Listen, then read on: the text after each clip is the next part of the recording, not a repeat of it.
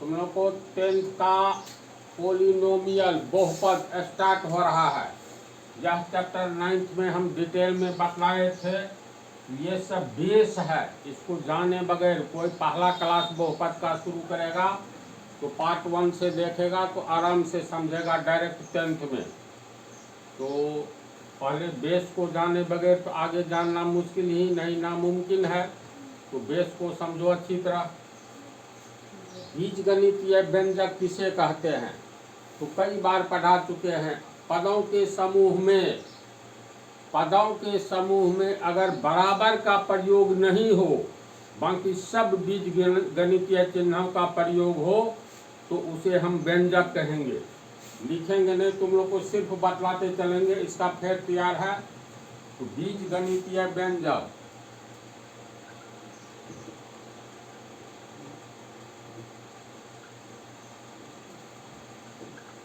Algebraic expression, जैसे जितना भी हम लोग पद लिखेंगे, अगर x² प्लस x इतना ही लिख करके छोड़ दिए या माइनस मान लो 2 दिए, इसमें x का मान निकाल सकते हो? नहीं निकाला जा सकता। क्यों? क्योंकि बराबर का प्रयोग नहीं हुआ है। अगर मान लो प्लस माइनस गुना भाग जोड़ घटाव गुना भाग, ये सब क्या है? बीजगणित में प्रयोग किया जाने वाला चिन्ह है, जिसे हम लोग बीजगणितीय चिन्ह कहते हैं। बराबर बटा है ना, ये सब बीजगणित का चिन्ह है। तो बीजगणितीय चिन्हों में से बराबर का प्रयोग अगर पदों के समूह के बीच नहीं करे, पहला पद, दूसरा पद, तीसरा पद, कई पद हो सकते हैं, अगर बराबर का प्रयोग नहीं करे तो ये कहलाएगा बीजगणितीय व्यंजक। और यहीं पर मान लो बराबर दे दे, अब x का मान निकाला जा सकता है। तो जब ही बराबर का प्रयोग जब करेंगे तो ये हो जाएगा समीकरण। बराबर का प्रयोग नहीं करेंगे तो इसको कहेंगे व्यंजक, है ना। सिर्फ x² लिख दे, एक ही पद है x²। एक या एक से अधिक पदों को जब हम लिखते हैं और बीच में बीजगणितीय चिन्हों का प्रयोग तो होता है, लेकिन बराबर का प्रयोग नहीं करेंगे तो पदों के समूह को हम लोग बीजगणितीय व्यंजक कहेंगे। अगर बराबर का प्रयोग कर लिए तो वह समीकरण कहलाएगा। जैसे x² माइनस 9, इसमें x का मान नहीं निकल सकता है, ये हुआ बीजगणितीय व्यंजक। यहीं पर अगर दे दे बराबर 0, तो जब ये बराबर का प्रयोग होगा तो कहलाएगा इक्वेशन, समीकरण। अब इसमें x का मान दिखाई देता है, +3 एवं -3 है ना। इतना तो लिखना नहीं पड़ेगा आगे। ये इसको हटा दिए, बराबर का प्रयोग नहीं तो ये हो गया व्यंजक। कई उदाहरण दिया जा सकता है।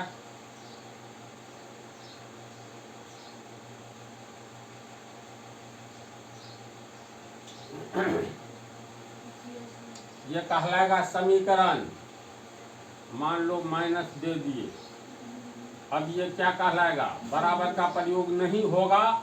यहाँ 1 पद, 2 पद, 3 पद, 3 पदों का समूह है जिसमें बराबर का प्रयोग नहीं हुआ है, बल्कि बराबर को छोड़ करके जोड़ घटाव गुना भाग ये सब का प्रयोग हो, बटा। सिर्फ बराबर का प्रयोग नहीं हो तो कहलाएगा व्यंजक। अगर बराबर का प्रयोग, मान लो यहीं पर इसको बराबर कर दिए तो 6, 5, 11, x बराबर 22, इसीलिए x बराबर 22 बटा 11 यानी 2 आएगा। मान लो जब हम बराबर के बदला यहाँ माइनस दे दिए, ये अब समीकरण नहीं रहा, बल्कि ये बीजगणितीय व्यंजक हो गया। तो बीजगणितीय व्यंजक तुम लोग समझ गया। बहुपद किसे कहते हैं? तो बहुपद उदाहरण ही पहले समझ लो।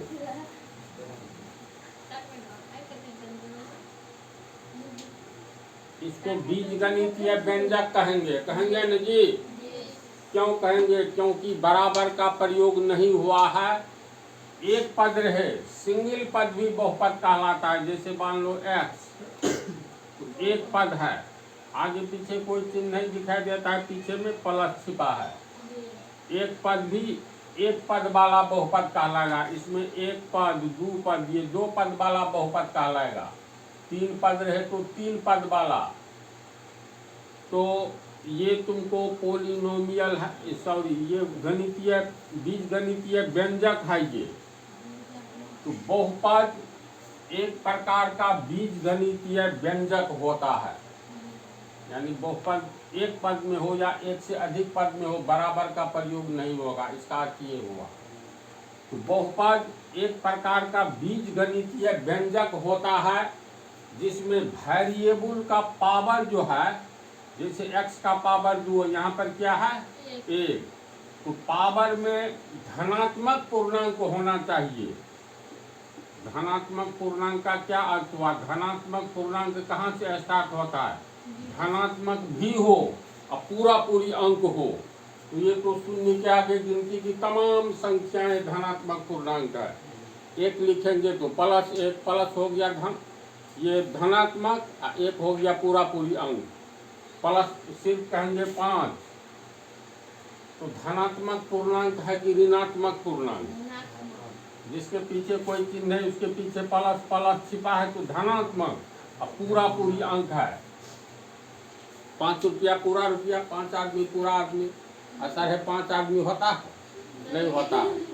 तो 5.5 तो धनात्मक है, यानी 5 रुपया 50 पैसा को हम लोग 5.5 रुपया लिखेंगे। ये तो धनात्मक है, लेकिन पूर्णांक नहीं है। पूर्णांक यानी पूरा पूरी अंक है। गिनती में हम लोग गिनेंगे 1, 2, 3, 4, 5, 5.5, 6, ऐसे तो नहीं कहेंगे।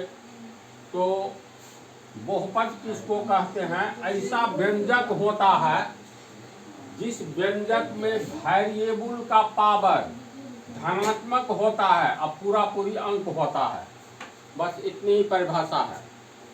बहुपद बीजगणितीय व्यंजक को कहा जाता है। तो व्यंजक में तो बराबर का प्रयोग नहीं होगा। तो मान लो हम लोग लिखते हैं x² - 16, ये समीकरण है कि बीजगणितीय व्यंजक है? बीजगणितीय व्यंजक है क्योंकि बराबर का प्रयोग नहीं हुआ है। तो ये हो गया बीजगणितीय व्यंजक। तो कैसा व्यंजक है? तो बहुपद की परिभाषा पदों के मतलब बीजगणितीय व्यंजक को हम लोग बहुपद कहेंगे, यानी बहुपद जो भी लिखेंगे बराबर का प्रयोग नहीं करना है। पहली बात बीजगणितीय व्यंजक होता है। दूसरी बात वेरिएबल का पावर यानी घात, ये 2 नहीं बल्कि ये +2 है, यानी धनात्मक भी होता है और पूरा पूरी अंक होता है। तो कहेंगे पावर, वेरिएबल का पावर धनात्मक पूर्णांक होना चाहिए। तो x का पावर 2, ये 2 + 2 है, धनात्मक भी है और पूरा पूरी अंक भी है, तो धनात्मक पूर्णांक हो गया। तो अब कहा जाएगा, बोलो x² - x + 2 ये बहुपद है। इसलिए है 2 जगह वेरिएबल है। यहाँ पर देखो 2 + 2 धनात्मक पूर्णांक है। ये बीजगणितीय व्यंजक है। बहुपद को बीजगणितीय व्यंजक होना चाहिए, तो ये बीजगणितीय व्यंजक है क्योंकि बराबर का प्रयोग नहीं हुआ है। दूसरी बात, इस व्यंजक में वेरिएबल 2 जगह है, तो दोनों का पावर धनात्मक पूर्णांक होना चाहिए। तो यहाँ ये +2 ये भी धनात्मक है और पूर्णांक है। यहाँ x का पावर कुछ नहीं तो 1, ये भी धनात्मक है और पूर्णांक है। इसका मतलब ये बहुपद कहलाएगा। ठीक है।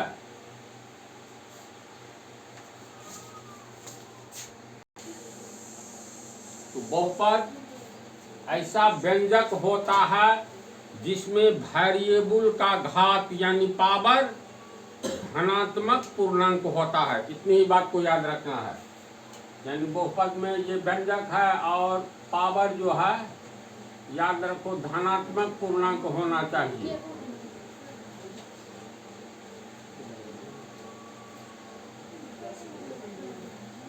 अब तुम्हें लोगों से अगर पूछा जाए 1/x + 5, बोलो ये बहुपद है?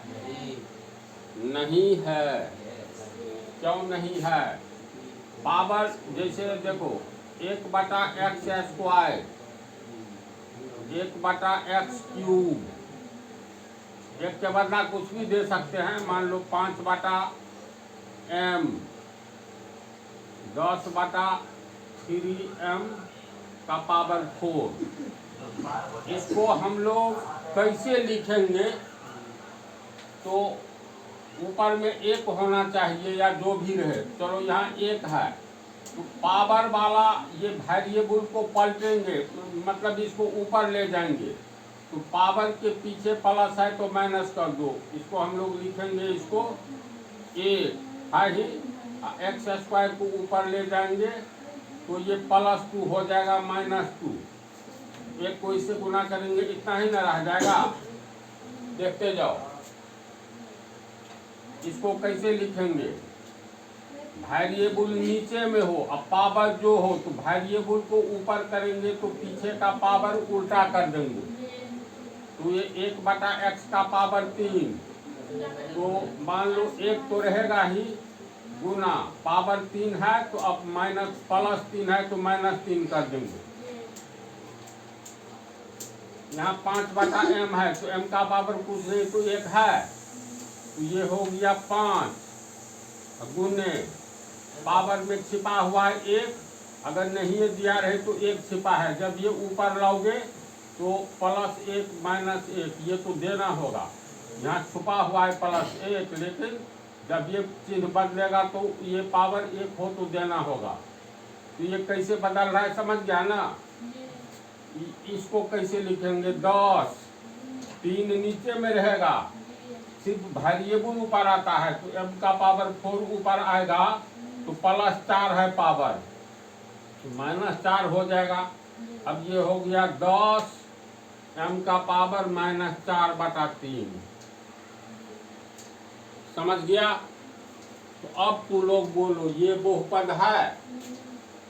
क्यों नहीं है? क्योंकि इसको जब हम सीधा रूप में लाएंगे, यानी 1/x वास्तव में x का पावर -a का +5 इसको लिखेंगे।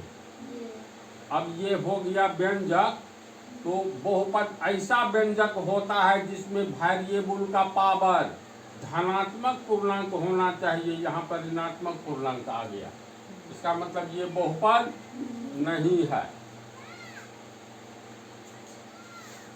कहीं पर लिखा रहे 3/x²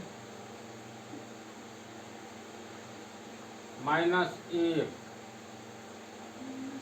और सॉरी बराबर का प्रयोग होगा ही नहीं, मिस हो गया, प्लस मान लो कुछ दे दो ना, 5x -4, खाली बराबर का प्रयोग नहीं करो और लिखते चले जाओ, तो चलो ये एक बहुपद है?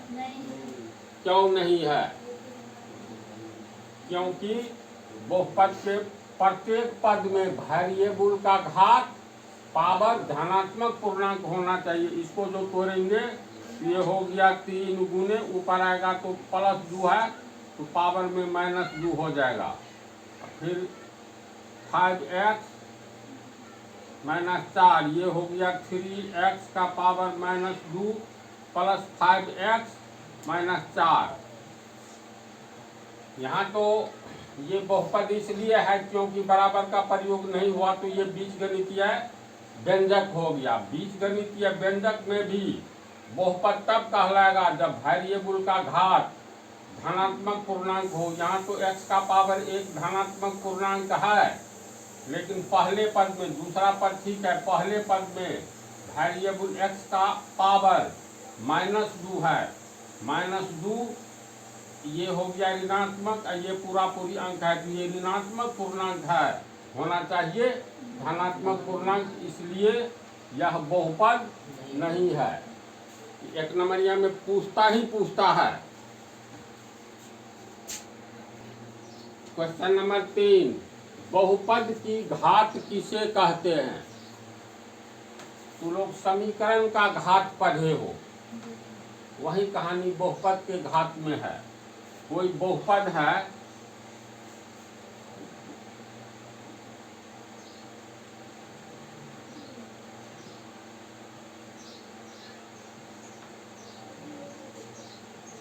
सबसे पहले बोलो, ये बहुपद है? ये बहुपद है?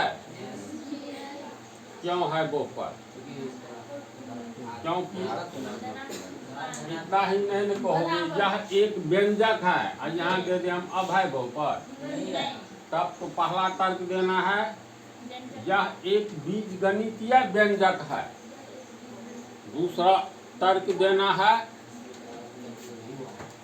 बीजगणितीय व्यंजक में वेरिएबल देखो 1 2 3 जगह है, तीनों का घात धनात्मक पूर्णांक है ना, +3 +2 ये +1, इसलिए यह बहुपद है। सिर्फ 0।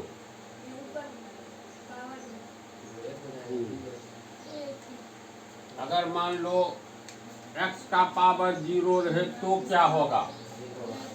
घात एवं घातांक में भी पढ़ाए हैं, तो किसी भी चीज का कोई भी पद का पावर 0 दे दो वह 1 हो जाता है। तो ये x का पावर 0 नहीं है, ये 1 है, समझे? 0 कितना खतरनाक है, जो गॉड को भी ये 1 के बराबर बना देता है। होगा? बोलो क्या क्या शंका है, बोलो। अगर ये हो गया सिर्फ तो क्या ये बहुपद है? तो देखो 9th में पढ़ाए हैं, ये बहुपद है क्योंकि बराबर 1 होगा न जी। 1 2 कोई भी संख्या बहुपद है, अचर बहुपद इसको कहते हैं। संख्या तो बदलता नहीं है, तो नॉन वेरिएबल हुआ। और कोई कुछ पूछा था अभी? x का मान मान लीजिए कोई संख्या लेंगे तो x का मान कोई संख्या में धनात्मक पूर्णांक ऋणात्मक पूर्णांक, ये बोल। धनात्मक पूर्णांक जैसे x का पावर 20 धनात्मक पूर्णांक लिए, तो वहाँ पे x का मान जो है पावर में देंगे, x का मान धनात्मक पूर्णांक लेंगे 1 2 3 4 यानी 20 का पावर 20 मान लो, या 10 का पावर 20 हल करके एक संख्या प्राप्त होगा। एक ही पर संख्या पावर 0 रहेगा तो का यहाँ पर 0 रहे तो ये 1 हो गया। अचर बहुपद है ये। तो बहुपद का घात किसे कहते हैं? देखो बहुपद की घात किसे कहते हैं? तो किसी भी बहुपद में वेरिएबल के सबसे बड़े घात को बहुपद का घात कहेंगे। समीकरण का घात किसे कहते हैं? इसमें भी यही है ना। तो बहुपद का घात तो लोग समझा। इस बहुपद में वेरिएबल का सबसे बड़ा घात कौन सा है? तो यहाँ 1 यहाँ 2 यहाँ 3।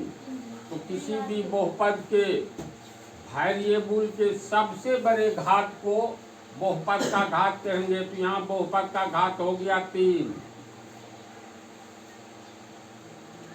होगा ना?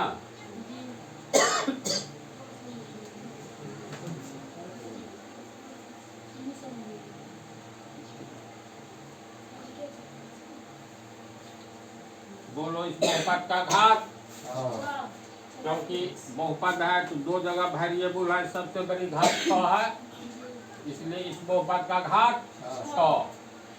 तो ये भी क्वेश्चन समझ गया। ये लास्ट क्वेश्चन देखो, किसी बहुपद को कैसे व्यक्त किया जाता है? यानी किसी भी बहुपद को संक्षेप में कैसे व्यक्त करेंगे? तो केमिस्ट्री में संकेत पढ़ा है ना, जैसे मान लो कैल्शियम का Ca, हम लोग कैल्शियम को Ca के रूप में व्यक्त किए संकेत के रूप में। तो बहुपद को भी संकेत के रूप में व्यक्त किया जाता है। जैसे मान लो कोई बहुपद है x² + x - 2,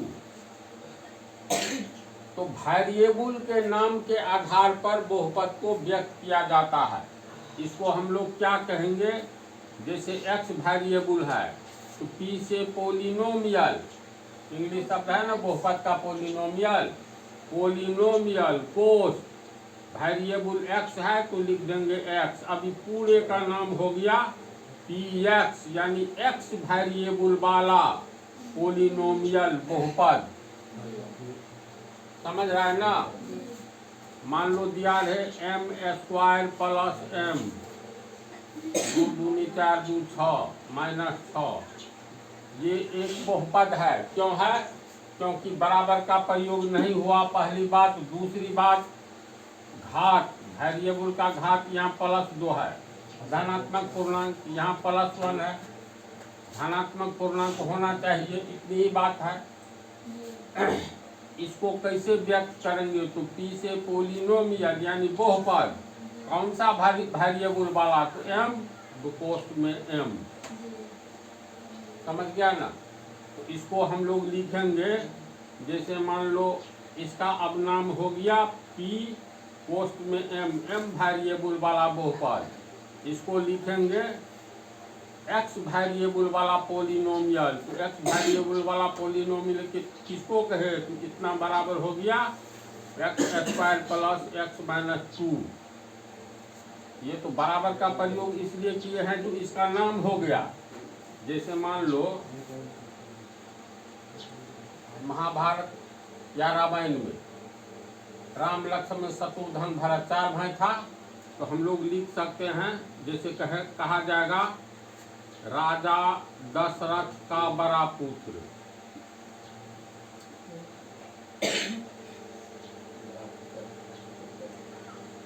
चौदह वर्ष के लिए जंगल गए, या था ना, तो हम सिर्फ लिख देते हैं जंगल गया। इस लाइन को राजा दशरथ का बड़ा पुत्र, इसका नाम क्या था? तो राजा दशरथ का बड़ा पुत्र बराबर राम। अब राम कहो, राम जा रहा है, या राम के बदले क्या कहेंगे? दशरथ का बड़ा पुत्र जा रहा है, बात एक ही है। तो इसका नाम हो गया पी एक्स, एक्स वेरिएबल वाला पोलिनोमियल, एक्स वेरिएबल वाला पोलिनोमियल। अब हम लोग कहीं भी बार बार दशरथ का बड़ा पुत्र चर्चा करेंगे तो फिर सर्वनाम की परिभाषा समाप्त हो जाएगी ना। संज्ञा के बदले जिसका प्रयोग किया जाए उसे हम लोग सर्वनाम कहते हैं। तो सर्वनाम को गोली मारो, बड़ा नाम को छोटा रूप में लिखना है। तो अब कहीं भी लिखेंगे राम ने रावण को मारा, इसको ऐसे भी बोल सकते हैं राम ने रावण को मारा। अब मारा या क्या किया, गर्दन काटा, या भगवान है तो मंत्र से मारा, हम लोग कोई नहीं देखे हैं, लेकिन है ना रामायण में तीर से ही मारे। राम ने रावण को मारा, राम को हटा करके ये भी तो बोल सकते हैं दशरथ का बड़ा पुत्र ने रावण को मारा। बात को समझ रहा है ना? तो किसी भी बड़े कई शब्दों के बदले एक नाम का प्रयोग किया जाता है। कोई कहेगा हम भारत की राजधानी जा रहे हैं, इसका मतलब दिल्ली जा रहा है। तो बहुपद को व्यक्त करने के लिए वेरिएबल का सहारा लिया जाता है। किस वेरिएबल पर है?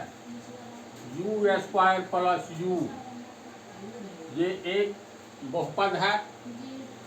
इसको कैसे लिखेंगे? यू वेरिएबल वाला बहुपद यानी पी यू।